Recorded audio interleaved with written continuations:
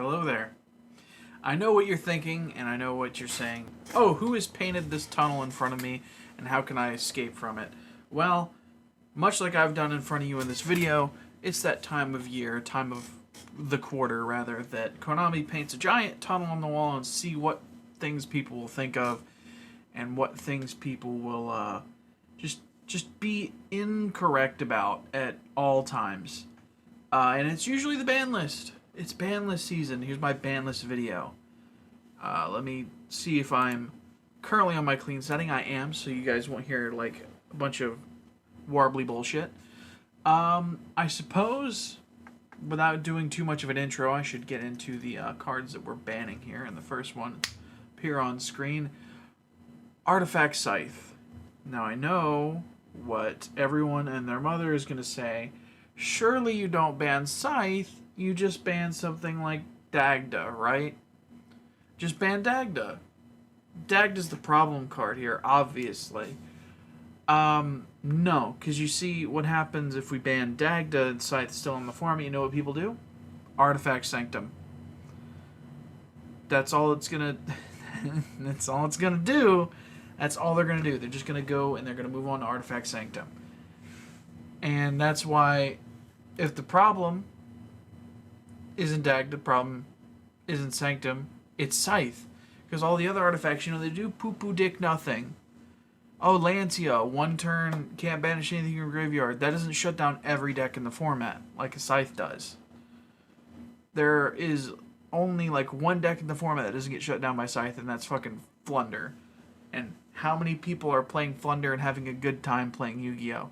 I can count that shit on one finger, and I don't even need to put it up. So Scythe, leave. Nobody likes you. Nobody wants you here. Next thing, I think we should address Mr. Destroy Penis Enforcer himself, right?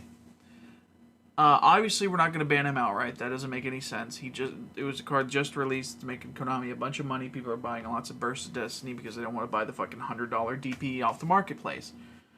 And people will say, oh, we could just ban Fusion Destiny, right? As cool as that idea sounds, there's a lot of restrictions on this card. So, it's technically fair. It's technically a fair card. It pops it at the end phase. Which is literally only good for exactly DPE. Any other Destiny hero made off of this, or Elemental hero made off of this, is going to be gone forever, unless you bring it out of the graveyard with something like a Destroyer or Phoenix Enforcer. So, and obviously we're not even gonna act like Dasher's a problem, right? He just vibes there. So a good way to make the DP engine worse is we get this guy out. We get Celestial out of the format. And the reason we get Celestial out of the format is because one of the reasons the DP engine is so good is because of that +2 off of the graveyard effect of Celestial to banish itself and the Dasher. Meaning that your package outside of Dasher, which more often than not is going to be getting something you either want to either normal summon, or you haven't even made it to the turn where this is a good effect to activate in the draw phase. You know, you get rid of the +2, and I guess Destiny heroes will just suffer a little bit. But again, it's not about what your deck can do with the card, is what the format is doing with the card. I feel like that's the two hard bans I want. Besides this fucker. This fucker can also leave. I'd also like this guy to please pack up his bags and go. And I know there's probably some people who've also watched Capital G's video and was like, oh man, this card actually isn't all that good, and I would like you to point me to one other time that Mega Capital G has been correct about anything in the format. This thing shuts off the entire attribute, doesn't pop itself when it does this. So basically, you play it in Swordswell, you make a combo, you declare light or dark, right? And I get the game 1, not that big a deal if you're not playing light or dark. But they're going to know games 2 and 3 what you're playing. And unless you've got the Effect Veiler or the Imperm in your hand, it's donezo. And even then, it's a non-factor because we've got other cards that break the format that are still banned, even though we have things like Imperm, Effect Veiler, Ash Blossom for searchers like Broad Bull. Just because a card has an out does not mean that it is not worth banning. Okay? This is extremely searchable in the deck that's abusing it. The deck that's using it doesn't need it to be good. And lastly, it's a penis card. And I'd like to not play penis Yu-Gi-Oh! For another format. Thank you. Now, soft bans is what I would call this section. Soft bans. IO's going to appear on screen, and everybody's going to be mad about it, because I don't want this thing hard banned. The reason I don't want a hard ban is because it's got to coincide with something, yeah? If this card gets banned, this card goes with it. Because this is basically your counterplay, your biggest one, for this, and it's extremely easy to run. Basically, if you have Mystic Mine in the format, right, this card is necessary.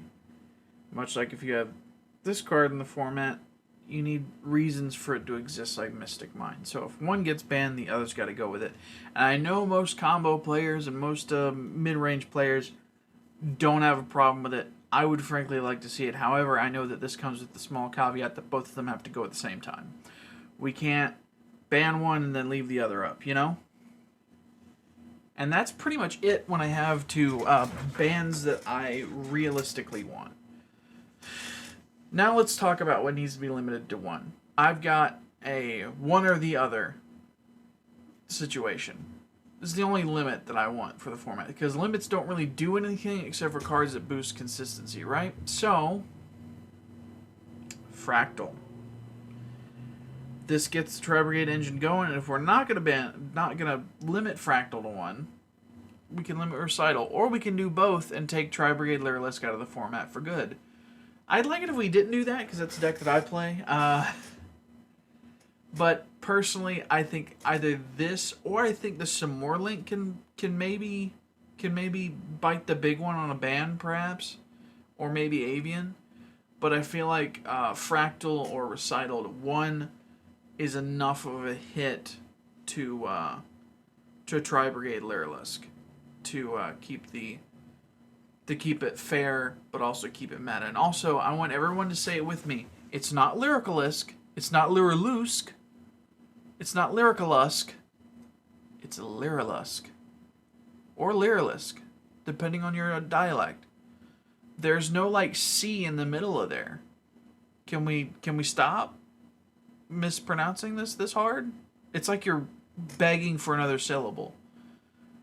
Also, my other thing that could make sense limited to one, and it's another deck that I play, so I know the implications of this. Invocation. This card is what makes the invoke strategy go, because it does all the fusion summoning. A lot of people advocate for Winda to get limited to one, but at the same regard, you either have to ban it or leave it at 3, because a lot of people are only summoning one anyway, and it's only getting made the second one if you're in an exceptionally grindy game, which more often than not Invoke can force, but again, usually you can just kaiju the Winda once and you never have to deal with it again. So Winda maybe doesn't need to get banned or limited, but if you do have to limit, I guess a limit makes sense for the most part, because it doesn't really do anything. It just means they can't just re-summon it the second you kaiju it. However, Invocation to one means that you can banish it from the graveyard with like a Raptide effect, a DD Crow effect, called by, and it's gone. It's gone for the rest of the duel, because this thing can't recur itself from being banished. And then you don't have to worry about it again. You can also hit the field spell You can ban the field spell, and that makes the deck harder to run, or you can limit the field spell to 1, makes it harder to run, and it also prevents people from having to deal with a unstoppable schism on their turn. Now here come the fun ofs, the things that I think should go from 0 to 1, and there's just one of them, and I talked about it last ban list. Masterpiece, the True Draco Slaying King. This card is not better than anything we have in the format. Oh my gosh, it's a towers. You mean that shit that every deck makes now? Everything's making UFD, everything's making Dragoon, everything's making freaking towers pass is the meta game right now. Towers negates pass is what we're ending on. This is just towers negate that's easier to run over than a Dragoon or a Baron or a Xijiao. Well, maybe not a Xijiao, but Xijiao's got more protection on him than the Masterpiece does. And you could argue that Pop in the Graveyard is thing, but this requires you to fill your deck with continuous spells and traps, and not a lot of those are good at staying on the field nowadays, especially with things like Lightning Storm in the format. Basically, what I'm saying is that the game has progressed past this thing being a monolith that's hard to destroy. That's hard to out, because no matter what you're tributing for it, one of those 3 is going to be really good at taking it off the board. And now we move to things that can be moved to 2, because I recognize that 2 is the quarantine area, right? We keep things there to see if this is a good idea to move it to 3 or not. And I think we can test the waters on Ben 10 coming back to at least 2. Because I see a lot of people saying Ben 10 should be banned, and I need to know where you're getting this information on Drytron being best deck. I need to know. Because if you can tell me where it's best deck, I'll show up with Drytron core with some staples tomorrow, and I'll have a blast, because apparently you guys just don't know how to fight Drytron. That's all that tells me. So move Ben 10 to 2, see where it goes, see where the format gets us, because Ava's at 1 now as well. I'm not moving Ava. Ava needs to stay at 1, because that's still like 2 negates in the hand if you got other fairies and shit. Okay, so the other 2s. We're moving the dangers slowly off the list, right? That's what this is.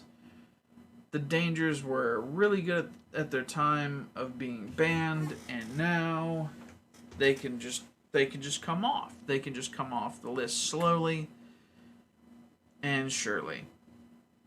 Much like Nessie, the only thing this is going to cause a problem with is maybe Phantom Knights, but I have a feeling they're going to move on from having just generic level 3 good stuff to having more of the Brave Token Central stuff alongside their Phantom Knight and small Burning Abyss engine that they have. And furthermore, let's move on to the 3 ofs.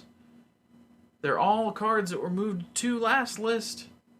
Skullcrobat Joker, Emergency Teleport, and Danger Nessie. Like I was just saying, the dangers hardly an issue at this point. They were an issue when they came out, but now they're basically just, they fit right in with the current format. Emergency Teleport, this helps Virtual World. That deck hasn't been doing anything since, VFD got banned. So maybe let them have something, I don't know. And Performer Pal Skullcrobat Joker didn't do anything. We moved it to 2. No needles were moved in the pendulum scene. And if they're really going to try to sell beyond the pendulum, they need this to come back, because it's a little bit more gas for the engine. That is going to be my ban list thoughts. However, I've got some wacky things I want to talk about. Let's start with the weird smooth brain idea that Maxi needs to come back. This card does not need to come back, okay? The this creates a toxic game state where people are afraid to give card economy, so they pass and lose. Or they maxi challenge, your opponent has 18 cards in their hand because you've just went off, and they've got all these cards in hand, and you lose. Basically, maxi is the god of going second, right? Because if you have it in your opening hand, your opponent's probably going to lose because they're not going to be able to set up much before you drop this on them, or you're playing Flunder. And I've already talked about how many people I think should be realistically playing Flunder. This card shouldn't come back because people make the argument, oh, it causes a grind game. Only if you're both playing terrible decks. It causes a grind game for the person who's going first, who's got to deal with Max C being dropped on him. And then dropping Max C on the person in return to cause this weird fucking back and forth of not doing shit. Stop. Stop. I need you to take the idea that Max needs to come back, and I need you to blip it out of your brain, okay? As somebody who played during the format that this came out, and literally stopped playing right before it got banned, rest in peace my soul, by the way, because I couldn't deal with the damn card anymore. It chases people away. It chased me away for a couple years. Because it's terrible to get sacked by this card. Even at 3, it feels like you've been sacked, right? This card needs to stay promptly where it is. Now let's be really stupid, right? Let's be really stupid. This guy's at 1, right? Not doing anything. He's just chilling at 1. Let's bring back all of his fucking knuckle-headed brothers, right? And I know what you're thinking. Weren't you just talking about format balance? Yes, I was. These guys aren't doing anything that the format isn't doing already. Oh, Blaster's removal. Oh, it can get negated just like every other kind of removal. And I know I said that a card having it out does not make it fair, but a generic negate is so prevalent that it doesn't matter. These guys can all come back to 1. I think. This would make the Ubi deck pretty interesting when it comes out, you know, all the way out. This would make things like Goki even more interesting. It's another extender. You can do more things with it. And this makes fire decks like Salaman great. Could you imagine Salaman great with Blaster? How cool that would be? Because they've already got Gazelle and Circle of 1. They need something, right? This would make it really cool. And all 3 of their effects, you can only use 1 effect per turn. Back in 2011, 2012, when these came out, extremely busted. Nowadays, they're just okay. In my opinion. Well, I'd say just okay. They're a bit more than okay, but they're not anything that we're not already familiar with in means of format warping, right? Now, like I said, that's just a funny little side note. Also, can we get some teehees for this motherfucker avoiding the ban list? Nobody's been talking about this card getting banned, or REF getting banned, or Red Eyes Black Dragon getting banned. No, that's a meme. Friggin', this guy really came in and saved Dragoon's bacon, huh?